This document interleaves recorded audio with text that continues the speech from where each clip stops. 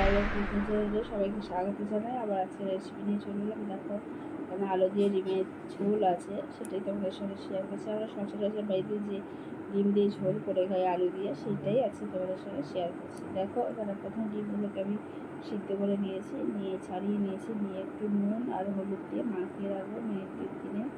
তারপরে কড়া বসিয়ে দিয়েছি। দেখো কড়াতে তেল দিয়েছি, দিয়ে ডিমগুলোকে আমি ভেজে নেব। বন্ধুরা, আমরা বাড়িতে যে নর্মালি ভাতের সঙ্গে এই ডিম আলুর ঝোল খাই, সেটা খুব সহজপাচ্য হয়, খুব তেল মশলা না দিয়েই করা হয়, এবং খেতেও খুবই ভালো লাগে এবং খুব বেশি সময়ও লাগে না। যাই হোক, দেখো ডিমগুলোকে আমি ভেজে নিচ্ছি। ডিমগুলোকে একটু ভালো করে ভাজতে হবে, তাহলে ডিমগুলো খেতে খুবই ভালো লাগে। আর বন্ধুরা, গরম ভাতের সঙ্গে এই ডিম আলু যে ঝোল সহজেই খাওয়া যায় এবং হজম হয় তাড়াতাড়ি, এবং খুব বেশি যেতে তেল মশলা লাগে না, সেই জন্য এটা খুবই উপকারী শরীরে। আর ডিমটা আমাদের প্রতিদিন খাওয়া প্রত্যেকেরই উচিত। ডিমগুলো ভাজা হয়ে গেছে, এবার আমি ডিমগুলোকে সব তুলে দিচ্ছি। এই যে বাকি তেলটা আছে, ওতে আমি একইভাবে আলুগুলোকে ভেজে নেব। আলুগুলো খুব ভালো করে ভাজতে হবে একটু, কেননা একটু আলুটা ভালো করে ভাজলে আলুর একটা কাঁচা গন্ধ থাকে, সেটা খুব সহজে চলে যায়। আর ডিমের এই ঝোল আলুর তরকারিটা করতে গেলে আলু ডিম একটু ভালো করে ভাজতে হবে। তো এখানে অনেকগুলো আলু নিয়েছি, আলুগুলোকে মাংসের আলুর মতো আমি কেটেছি খুব বড়ো বড়ো করে। এরকমভাবে ডিমের তরকারি করলে খেতে খুবই ভালো লাগে।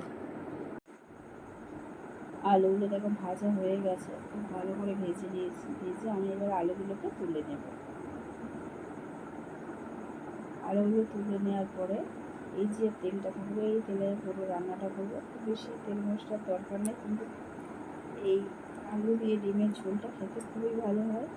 এবং যখন বাড়িতে ডিমের তরকারি হয় এই ধরনের করি, যদি এক তরকারি করা হয়, আলু দিয়ে ডিমের ঝোলটা খুবই ভালো লাগে। তো দেখো বন্ধু, যে তেলটা আছে সেই তেলে আমি এবার ফোড়ন দিয়েছিলাম। প্রথমে একটু চিনি দিয়ে দিলাম যাতে কালারটা খুব ভালো আসে।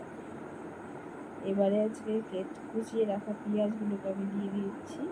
এখানে আমি একটা বড় সাইজের পেঁয়াজ দিয়েছি। খুব ভালো করে এটা ভেজে নেব, একটু লাল লাল হওয়া পর্যন্ত ভাজতে হবে। মোটামুটি লাল লাল করে ভাজা হয়ে গেছে। এবার আমি আদা, রসুন আর কাঁচা লঙ্কা একসঙ্গে পেস্ট করে রেখেছিলাম, একই সঙ্গে আদা, এই দেখো সবুজ হয়ে আছে। এইভাবে যদি আদা, রসুন আর কাঁচা লঙ্কা পেস্ট করে রাখো, এটা খেতে খুবই ভালো হয় তরকারিতে দিলে। তাহলে এটা খুব ভালো করে আমি কষিয়ে নেব। আলাদা করে আদা, রসুন, পেঁয়াজও তোমরা আদা, রসুন এগুলোকেও আলাদাভাবে তোমরা বেটে দিতে পারো, কিন্তু আমি একসঙ্গে দিয়েছি যাতে সময়টাও সাশ্রয় হয় আর এক্সট্রা টাইম না লাগে। এবার একটা টমেটো কুচিয়ে দিয়েছিলাম নাড়াচাড়ার পরে। দেখো এবার লবণ দিলাম, হলুদ দিলাম, লঙ্কা গুঁড়ো দিলাম, কাশ্মীরি লঙ্কার গুঁড়ো দিচ্ছি, দিয়ে খুব ভালো করে কষিয়ে নেব। এবারে আর কোনো মশলা বলবে না। এবার নামাবার আমি জাস্ট গরম মশলা দিয়ে দেবো, যাতে তরকারির স্বাদটা একদম মাংসের মতো মনে হয়। এবার খুব ভালো করে মশলাটাকে কষিয়ে নিয়েছি। কষিয়ে নেওয়ার পরে এবার যে ভেজে রেখেছিলাম আলুটা, সেই আলুটা দিয়ে দেবো। দিয়ে আলুর সঙ্গে এই মশলাটাকেও আরও 3-4 মিনিট ভালো করে কষাবো, যাতে আলুর মধ্যে এই মশলার ফ্লেভারটা খুব ভালো করে সহজেই চলে যায়। দেখো কেন হয়ে গেছে, তোমাদেরকে আমি দেখাচ্ছি কতটা সুন্দর হয়েছে। এবং ধীরে ধীরে দেখো, দেখতেই পাচ্ছ খুব সুন্দর হয়ে গেছে, কষাটা কমপ্লিট হয়ে গেছে। এবার আমি জল দিয়ে দেবো। তা বন্ধুরা, আমার এই আলু ডিমের ঝোল রেসিপি যদি ভালো লাগে অবশ্যই লাইক করবে, কমেন্ট করে জানাবে কেমন হয়েছে।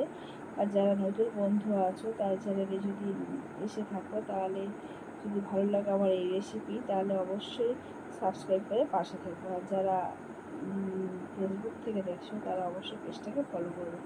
দেখো আমরা আলু গ্রেভিটা ফোটার পরে দেখো আলুটা সিদ্ধ হয়ে গেছে অনেকটা। এবার ভেজে রাখা ডিমগুলোকে দিয়ে দিচ্ছি। দিয়ে দেওয়ার পরে আমি আরও 5 মিনিট এটাকে ফোটাবো। দেখো একটু সামান্য বাকি আছে, সেই জন্য আরও 5 মিনিট ফোটানোর পরে আমি দেখো এখানটা মোটামুটি হয়ে এসেছে।